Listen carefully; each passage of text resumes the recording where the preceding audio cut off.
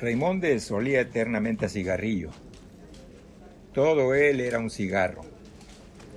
Debajo de sus bigotes poblados de pelos castaños se asomaba siempre un rubio o un negro, cualquier tabaco que encontrara a mano. Y si no lo tuviera, pedía prestado para jamás devolverlo. ¿Quién devolvía un cigarrillo prestado? Nadie, pensaba. Era como si un novio prestara a su novia. Si ella fuese hermosa, probablemente quien la reclamare para sí jamás la retornaría a su dueño original. Más allá de todo, Raimondes se regodeaba con su propio humo y hasta gozaba en compartirlo, porque cuando hablaba con alguien no escatimaba exhalaciones para arrojarle en el rostro todo el ingerido. Sus dedos delgados, entintados de amarillo por efecto de la nicotina, revolvían los papeles que había sobre su escritorio mientras pensaba en sus próximas vacaciones.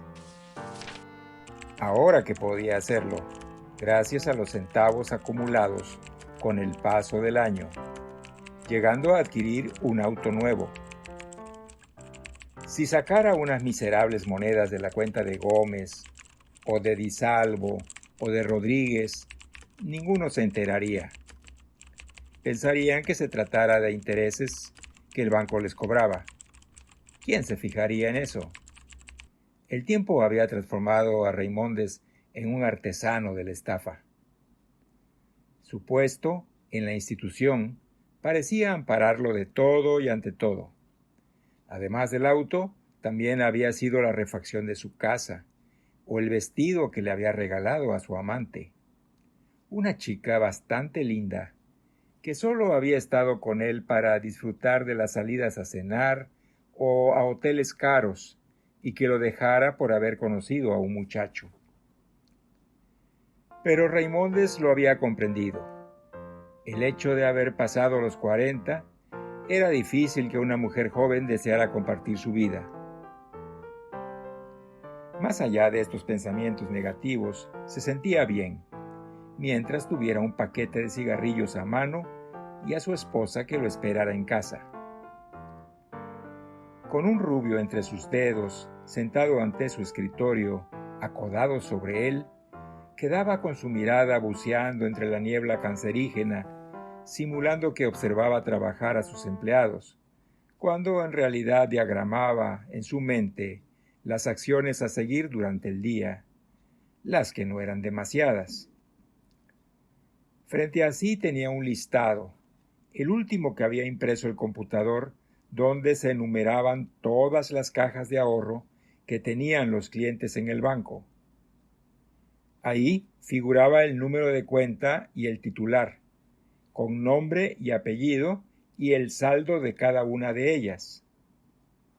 Raimondes concentraba su atención en los centavos, aquellas pequeñas cifras que a nadie interesaban o tuvieran en cuenta, pero para él significaban mucho. Podía quitarle 50 centavos a Ramírez sin que lo notara y acreditarlos a su propia caja de ahorros. Con esa pequeña suma birlada de manera magistral, Raimondes llegaría a los 100,000 que le faltaban para poder cambiar el auto y así viajar a la costa sin preocuparse por conducir un auto viejo de esos que no aguantaban andar tantos kilómetros. Con una unidad nueva, recién salida de fábrica, llegaría a cualquier parte sin problemas. Pero para que el débito no fuera tan notorio, llegado el caso en que realmente alguien se diera cuenta, podía elegir 5 ahorristas a los cuales les pudiera restar 10 centavos a cada uno. Sí, eso pudiera estar mejor, pensaba mientras succionaba su cigarrillo, expeliendo el humo por la nariz.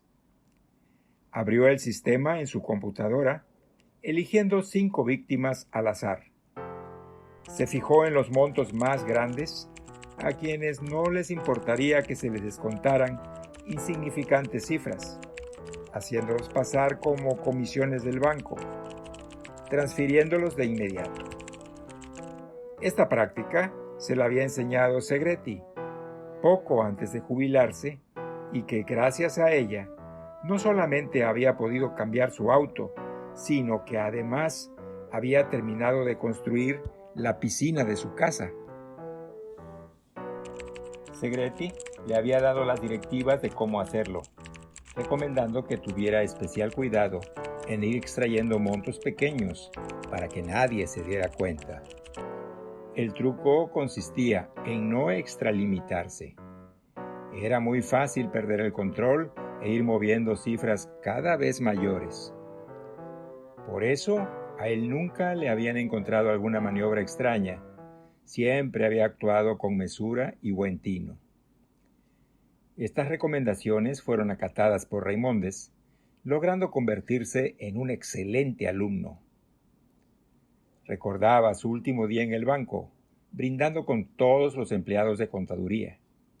Se lo vio bien, feliz por haber representado a la institución, yéndose con la frente bien alta y el secreto de haber dejado varias cuentas en rojo sin que sus dueños supieran en qué hubieran gastado ese dinero. Pero mientras tardaran en averiguar qué había sucedido, para ese entonces Segretti ya no existiría más como personal del banco. Reimóndez lo miraba pleno de admiración entre cigarrillo y cigarrillo. Y ahora le tocaba a él continuar con las maniobras. Era sencillo deducirle centavos a quienes más tuvieran. Veía todo ese trabajo como si fuera un auténtico Robin Hood, con la diferencia que solo lo hacía para su bien personal. No obstante, este accionar tenía una pequeña contra, y era que debía hacerse paulatinamente, aunque la ansiedad hiciera corroer el alma.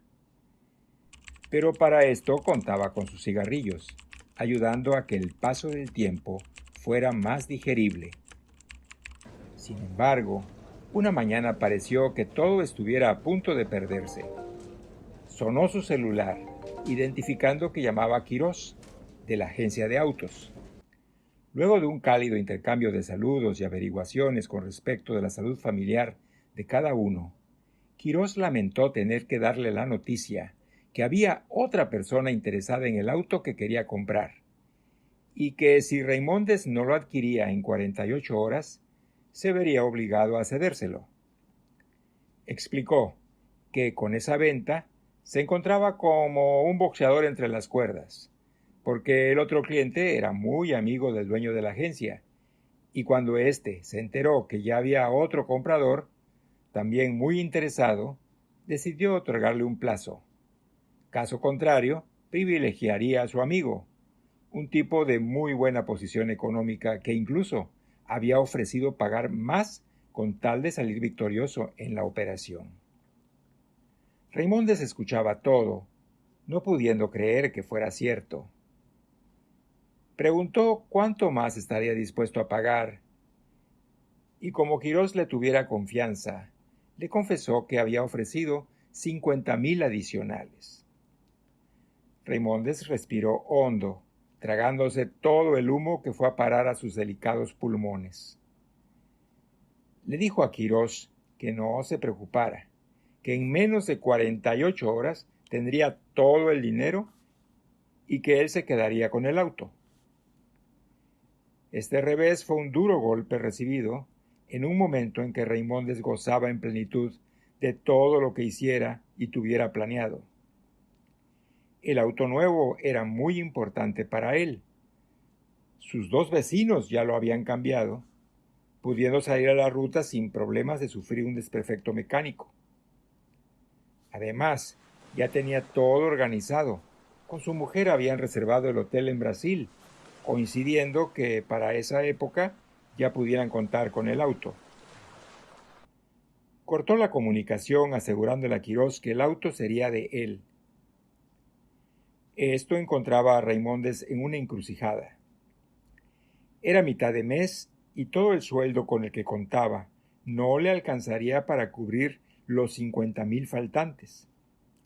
Podría pedir un préstamo al banco, pero ya tenía uno que no había terminado de pagar, más un adelanto que había pedido para cubrir unas refacciones que había hecho en la casa, logrando que al mes siguiente solo pudiera percibir la mitad del sueldo, viéndose obligado a continuar solicitando adelantos.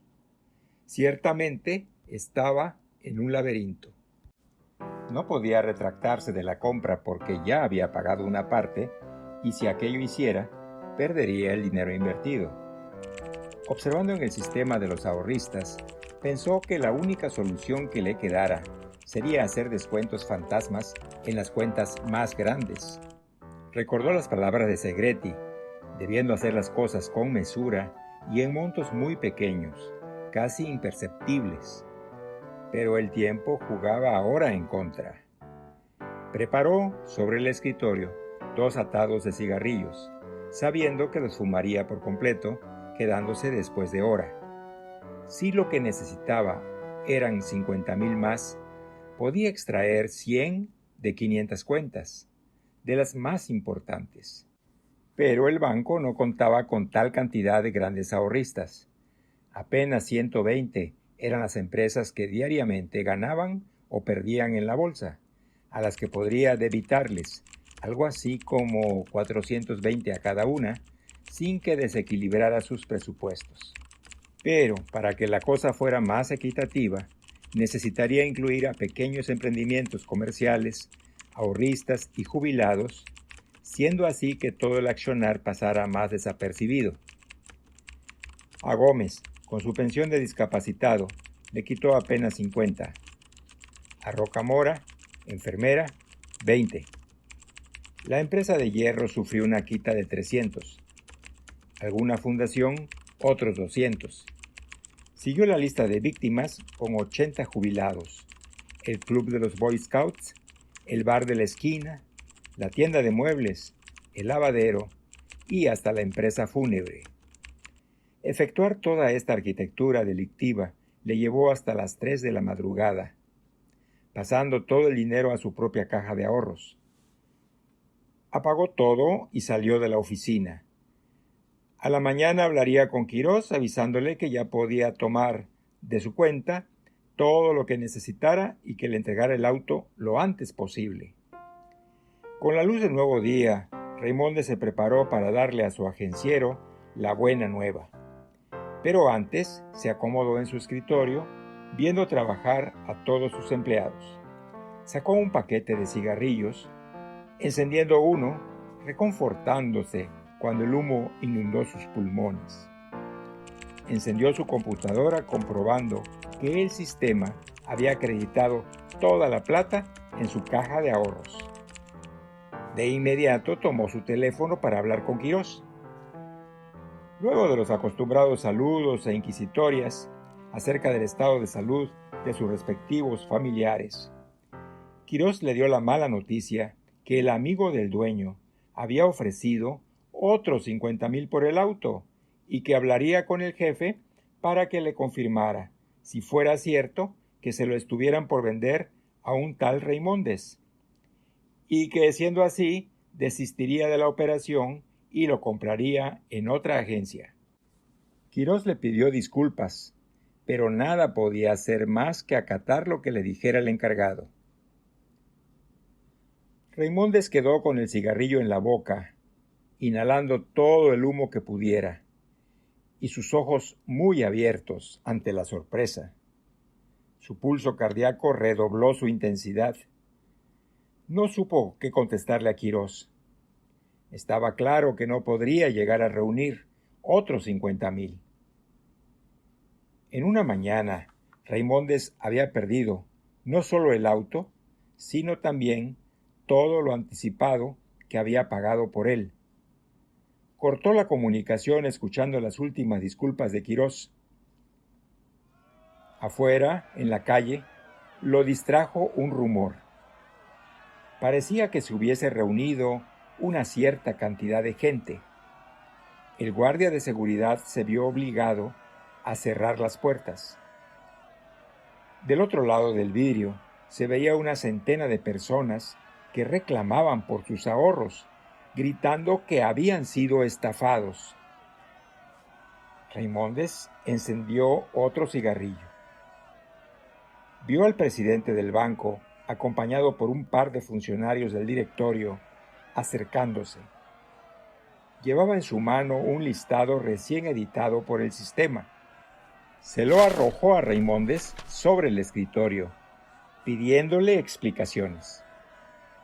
Reimóndez se puso de pie, enfrentando a los ahorristas, mientras el humo de su cigarrillo se teñía de azul por las luces del patrullero que llegaba a buscarlo.